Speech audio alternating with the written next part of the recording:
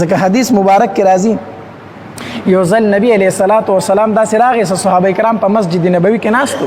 د یو بل سره خبرې اترې کولې نبی علیه الصلاۃ والسلام ورته فرمایله لکه ډېر خپه ناست یې ډېر په سوچ کې ناست یې څه وجه د څه خبرې خو کولې صحابه کرام ورته وفرمایل وی د الله پاک پیغمبره موږ د قیامت متعلق بحث کوو موږ د قیامت متعلق څه کوو بحث کوو نبی علیه الصلاۃ والسلام ورته وفرمایل ای زما صحابه کرامو قیامت په تر هغې پورې را نشي تر څو چې دا لس علامات نه وي ښکاره شي تر څو چې دا لس خبرې نه وي ښکاره شوي که نه نو تر هغې پورې قیامت نه راځي نبی علیه الصلاۃ والسلام وفرمایل اوله علامه د قیامت دخان دی څه شی دخان دا یو لوګی دی لوګی دا به د یو طرف نه روزي او په ټوله دنیا باندې به خور شي د مشرق نه واله تر مغربه پورې به دا دنیا د یو لوګي ډکه شي لوګی به وي لوګی به وي د دې لوګي اثر به په مسلمانانو باندې دا وي چې دوی به نزله او زکام وي څومره مسلمانان چې دوی به څه وي نزله او زکام به پرې راشي صرف او نور کافر چې څومره دي د دوی بدنونه به د دې نه وپړسېږي منافقین کافرین چې دوی د دوی د بدنونه به څه شي وپړسېږي د دې نه دا به څلوېښت ورځې دا لوګی وي څلوېښت ورځې بعد به بیا دا لوګی څه شي ختم شي یو دا علامت دی د قیامت دویم نبی علیه الصلاۃ والسلام وفرمایل دجال په لوګي پسې وروسته بیا څه شی دی دجال دی دجال دویم علامت د قیامت چې دی دجال دی دا ډېره ناکاره فتنه ده دا دجال په مخ د ځمکه چې څومره پیغمبران تیر شوي دي که نه هر یو پیغمبر خپل امت د دجال د فتنې نه خبر کړی دی او هر پیغمبر د خپل امت دپاره د دجال د فتنې نه پناه غوښتې ده الله زما امتیان د دجال په فتنه کې مه مبتلا کوي دا ډېره ناکاره فتنه ده الله څومره ناکاره فتنه ده چې څوک نه مني که نه نو مال به ختمیږي بچی به مړه کېږي ښځه به مړه کېږي مور او پلار به مړه کېږي تمام خاندان به ختم شي تمام مال به ختم شي هر څه به ختمیږي او چې څوک د ده تابعداري کوي که نه په مال کې زیادت دی بچي به ښکلي کېږي زیاتېږي به ښځه به یې سمه شي دی به سم شي یعنې ورځ ته ورځ به دی څه کوي ترقي کوي هسې دې ته ټینګېدل اسان کار دی بیا چې څه کم سړی وایي زه ستا نه منم هغه به ختمیږي بلکل ذلیل کېږي به او کم سړی وایي چې زه تابعداري کوم په هغه باندې به د نعمتونو باران الله دې زموږ په حال رحم وکړي دلته کې معمولي غونته یو لیډر وایي زه دا کوم او هلکه وایي دا پلانکې پارټۍ والا دا خو مړه دوی سره څه شی نشته ټول هغې بلې ته ځي که نه ځي نو چې دا دجال چې دجال هر څه په اختیار کې اغوستي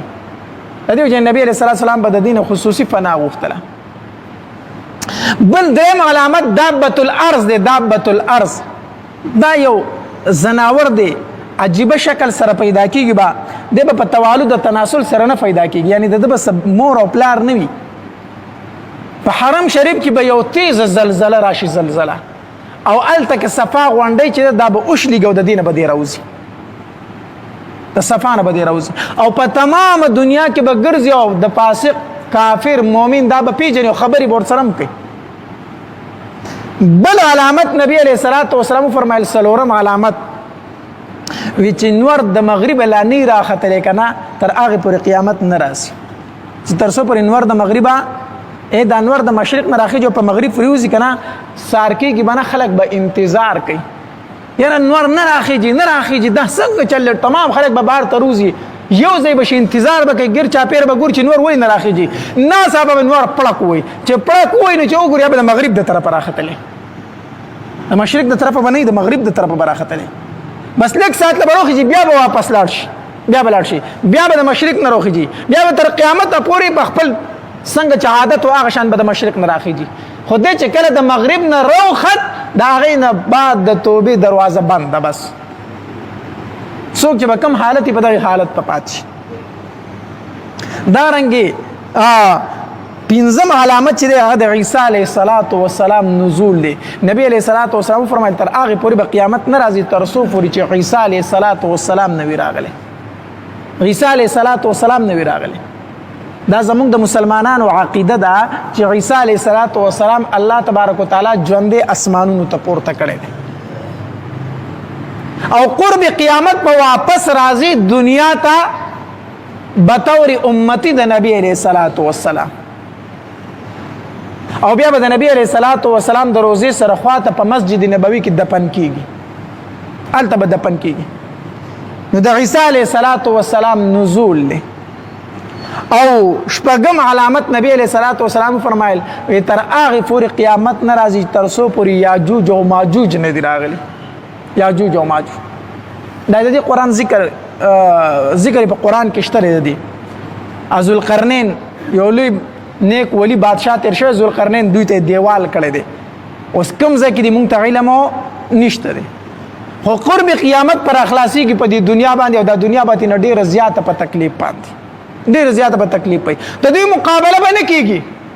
بیا به الله تبارک وتعالی په خپل قهر سره هلاک کړي، تباه به یې کړي، مړه به شي. بیا به دنیا کې دومره زیاتې دنیا کې به یو بدبویي خوره شي، ټول خلک به د هغې بدبویۍ نه به څه شي، په تکلیف کې شي. الله به تیز بارانونه راوړي، داسې سیلابونه راشي، او دوی به دریابونو ته ورتاو کړي، ځمکه به ترېنه پاک کړي. او نبی علیه السلام فرمایل ویم اتم او نهم علامت چې دی نو هغه زلزلې دي. څه شی؟ زلزلې. قرب قیامت به 3 زلزلې راځي، 3 زلزلې. دا به ډېرې تیزې زلزلې وي. اوس هم زلزلې کېږي که نه، ډېر نقصانات پکې وشي. خو علما لیکي وایي قرب قیامت چې کومې زلزلې دي هغه دا زلزلې نه دي، هغه به د دې نه هم ډېرې زیاتې نقصاني. وایي نیم په نیمه دنیا به د خاورو د لاندې شي، دومره تیزې زلزلې چې دا انسانان به د نیمې نه زیات د خاورو د لاندې شي، ځمکه کې به ژوندي ورخښ شي. یوه زلزله به په مشرق کې وي، یوه زلزله به په مغرب کې وي، یو به په جزیرة العرب کې وي. دا 3 زلزلې به راځي، 3 زلزلې. الله، دا زلزله چې وشي دا هم د قیامت د علاماتو یو علامت دی. ښه دا ځمکه څنګه ورانېږي، تاسو کتلې سیکنډو په حساب سره سړی په ځمکه ودرېدی شي، نه ځمکې ته راخلاصېږي، راتاوېږي. الله دې فنا راکړي. او لسم علامت چې دی